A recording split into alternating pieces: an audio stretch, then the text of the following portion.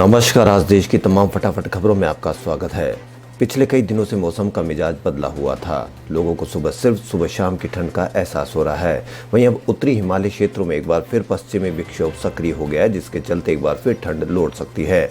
भारतीय मौसम विभाग के मुताबिक पश्चिमी विक्षोभ के चलते जम्मू कश्मीर से लेकर हिमाचल प्रदेश और उत्तराखंड के कई इलाकों में बर्फबारी और बारिश होने के आसार बने हुए हैं।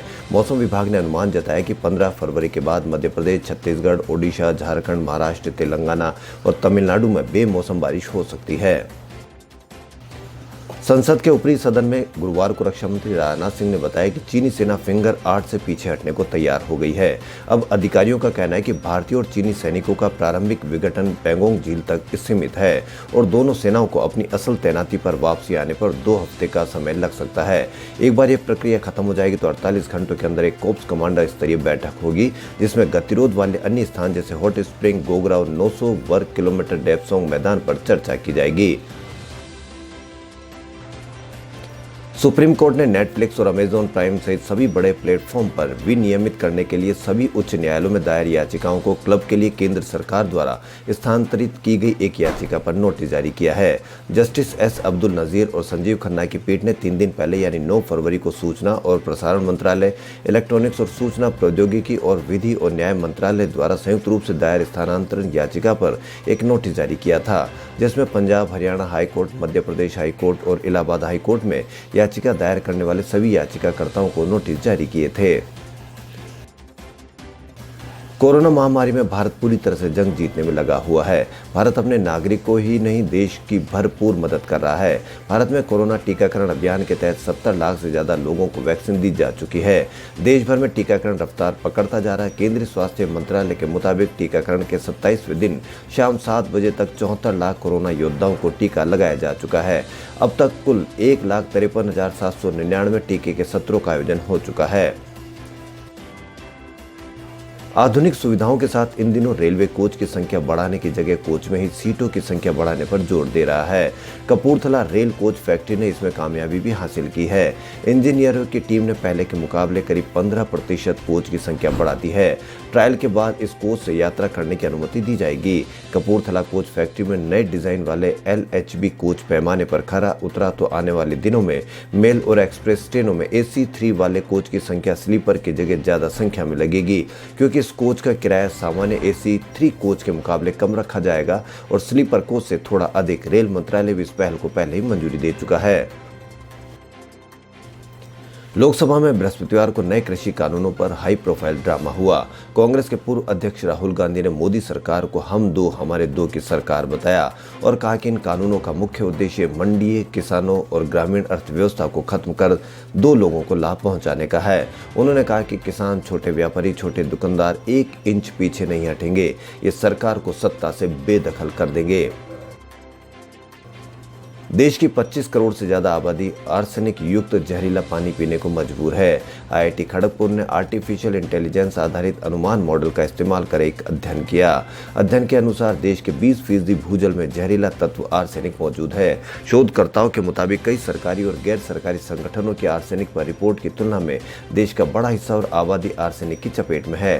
Science of the total environment पत्रिका में छपे शोध में कहा गया कि देश भर में मौजूदा नमूने के मुकाबले आर्सेनिक के स्तर के और शक्ति के साथ अधिक नमूने एकत्र करने की आवश्यकता है। आयकर विभाग ने बड़ी कार्रवाई करते हुए बेंगलुरु स्थित शराब बनाने वाली कंपनी पर छापा मारकर 870 करोड़ के काले धन का पता लगाया।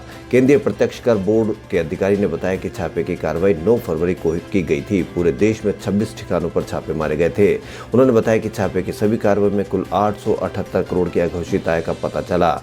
बयान में कहा गया कि इस कारोबारी समूह के पास काफी जमीन है, जिन्हें बेंगलुरु के एक बिल्डर की मदद से आवासीय और व्यावसायिक संपत्तियों के रूप में विकसित किया जा रहा है। सुप्रीम कोर्ट ने ओडिशा में पुलिस की हिरासत में पिटाई से एक व्यक्ति की मौत के मामले में सुनवाई के दौरान बृहस्पतिवार को कहा कि पुलिस हिरासत में इस कदर अत्याचार से व्यक्ति का मर जाना एक सभ्य समाज में स्वीकार्य नहीं है।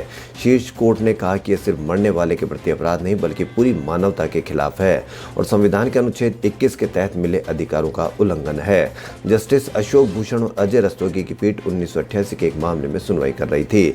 इसमें पुलिस हिरासत में 2 पुलिस वालों ने एक आरोपी को इस कदर पीटा था कि उसे कई चोटें आई, उसकी मौत हो गई।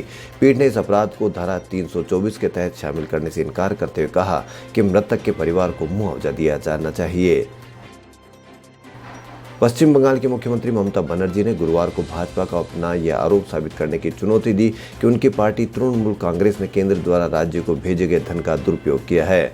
बनर्जी ने कहा कि भाजपा द्वारा ये साबित नहीं कर पाने पर नरेंद्र मोदी सरकार को इस्तीफा दे देना चाहिए।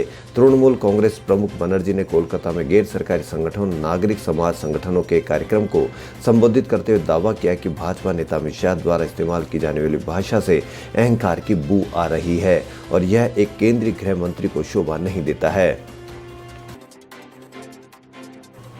केंद्रीय गृह मंत्री अमित शाह ने पश्चिम बंगाल की मुख्यमंत्री ममता बनर्जी को बृहस्पतिवार को विफल प्रशासक बताया और कहा कि राज्य में आगामी विधानसभा चुनाव नरेंद्र मोदी के विकास मॉडल और तृणमूल कांग्रेस के विनाशकारी मॉडल के बीच मुकाबला होगा। शाह ने कहा कि भाजपा की परिवर्तन यात्रा एक मुख्यमंत्री, विधायक या मंत्री बदलने के लिए नहीं बल्कि घुसपैठ खत्म करने और पश्चिम बंगाल की स्थिति बदलने के लिए है। उन्होंने यहाँ उत्तर बंगाल के शहर में एक रैली को संबोधित करते हुए कहा कि यात्रा का उद्देश्य बुआ भतीजा द्वारा संरक्षित भ्रष्टाचार का समाप्त करना भी है।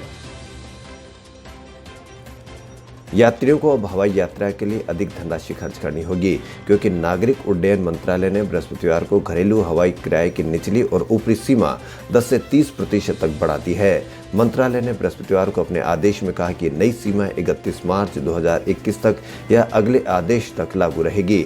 पिछले साल 21 मई को अनुसूचित घरेलू उड़ानें फिर से शुरू करने की घोषणा करते हुए मंत्रालय ने उड़ान की अवधि के आधार पर वर्गीकृत 7 बैंड के जरिए हवाई किराए पर सीमाएं लगाई थी। प्रस्तावित दिल्ली देहरादून एक्सप्रेस वे दोनों शहरों के बीच यात्रा का समय 4 घंटे तक कम कर देगा और पूरे क्षेत्र में आर्थिक विकास को रफ्तार देगा। केंद्र सरकार ने कहा कि सड़क पर न्यूनतम 100 किलोमीटर प्रति घंटे की रफ्तार से वाहन दौड़ सकेंगे। एक्सप्रेस वे में 12 किलोमीटर का एलिवेटेड रोड भी होगा ताकि जानवरों के कारण यातायात में किसी भी प्रकार की बाधा न आए क्योंकि इसमें एशिया का सबसे बड़ा वाइल्ड लाइफ कॉरिडोर है। केंद्र सरकार का कहना है कि सड़क के कारण दिल्ली और उत्तराखंड के बीच सड़क की दूरी 25 किलोमीटर कम हो जाएगी। संयुक्त किसान मोर्चा ने प्रधानमंत्री नरेंद्र मोदी के किसान विरोधी बयानों की निंदा की है।